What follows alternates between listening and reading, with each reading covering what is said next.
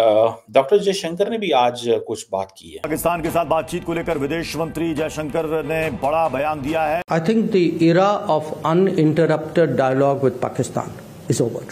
पाकिस्तान से बातचीत का दौर खत्म हो चुका है।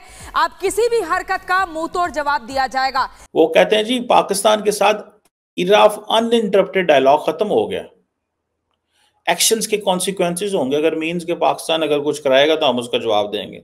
अगर पाकिस्तान आतंक का सहारा लेगा तो पाकिस्तान मुंह की खाएगा। मोदी ने जब से घर में घुसकर मारा तब से पाकिस्तान भी कुछ भी करने से पहले 100 बार सोचता है। देखिए डॉक्टर जयशंकर जिस टोन एंड टैनर में बात करता है ना, ये मोदी साहब और बीजेपी और इंडिया का कॉन्फिडेंस दिया हुआ कॉन्फिडेंस है। क्योंकि ये नरेंद्र मोदी का तीसरा कार्यकाल है और इसमें वो पहले ही कह चुके हैं बहुत कुछ होगा जो बड़ा होगा। तो इंडिया जो है इस वक्त दुनिया की 5वीं बड़ी इकॉनमी। एक तो सबसे बड़ी वजह ये है, दूसरा टेक्नोलॉजी में उनकी मोनोपोली है।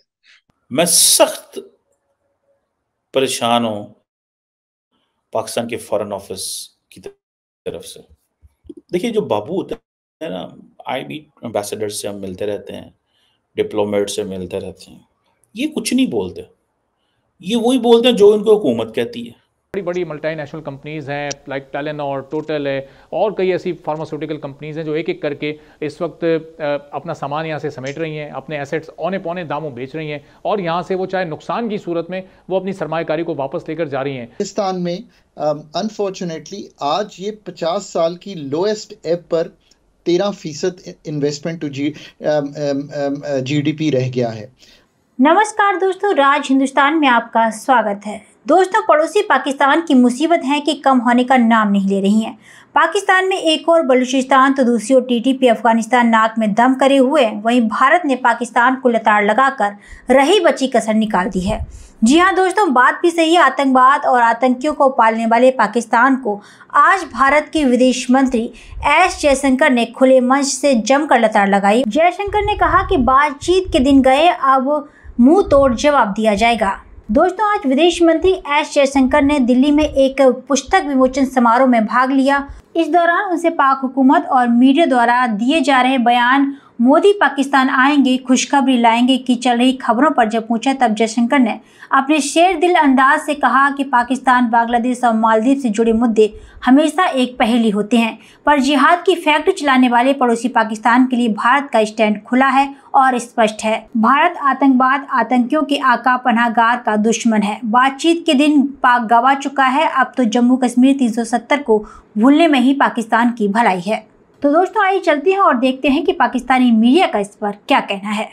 डॉक्टर जयशंकर ने भी आज कुछ बात की है और उसने बांग्लादेश को भी, हमारे पंजाबी में कहते हैं छिबियाँ करानी है, मतलब पोक करना, ठीक है, वो छिबियाँ कराई हैं उन्होंने डॉक्टर जयशंकर ने। और पाकिस्तान का भी जिक्र किया है। एक बुक बेसिकली स्ट्रेटेजिक कनंड्रम जो है वो एक हुई है, इंडिया पब्लिश हुई थी, तो उस पे उन्होंने पाकिस्तान का भी जिक्र किया।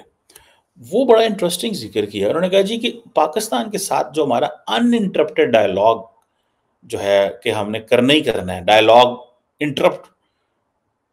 अनइंटरप्टेड करें होना, वो खत्म हो गया।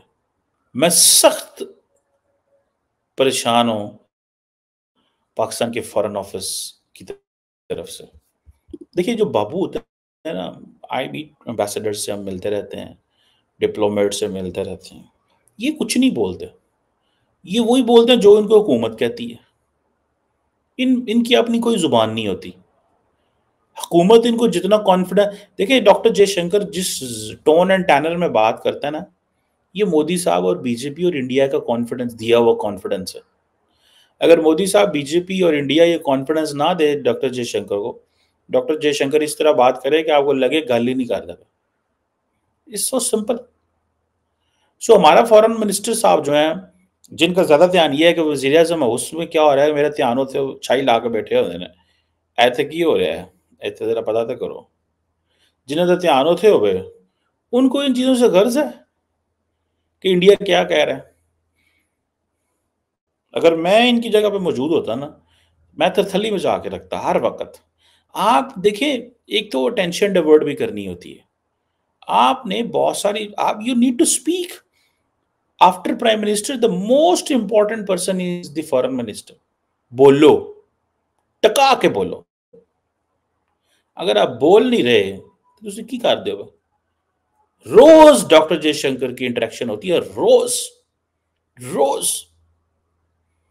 ठीक है, रोज इंटरेक्शन होती है, ये नहीं कि इंटरेक्शन नहीं होती। वो कहते हैं जी पाकिस्तान के साथ इरा ऑफ अनइंटरप्टेड डायलॉग खत्म हो गया, एक्शंस के कॉन्सिक्वेंसेस होंगे, अगर मीन्स के पाकिस्तान अगर कुछ कराएगा तो हम उसका जवाब देंगे। जारी बात है, अगर कश्मीर में कुछ होगा वो कह रहे हैं हम जवाब देंगे, तो सारी गल है पाकिस्तान ने भी अगो ये तो नहीं कहना थैंक यू आपने हमें जवाब दे दिया। कश्मीरियों ने अगर कुछ किया और पाकिस्तान ये थोड़ी कहेगा कि हाँ जी हमने थैंक यू आपने हमें 6 गोले मारे, very thank you very much, we appreciate, आपकी एयरफोर्स बहुत अच्छी है। जारी बात है इंडिया 6 मारेगा, पाकिस्तान 18 मारेगा, सिंपल। इसमें कोई वो डकीचुपी बात भी नहीं है और होना भी ऐसे ही चाहिए। That's how nations need to respond. ठीक है जी, इंडिया कहता है जी अब हम पैसिव नहीं, अब हम एक्टिव हैं।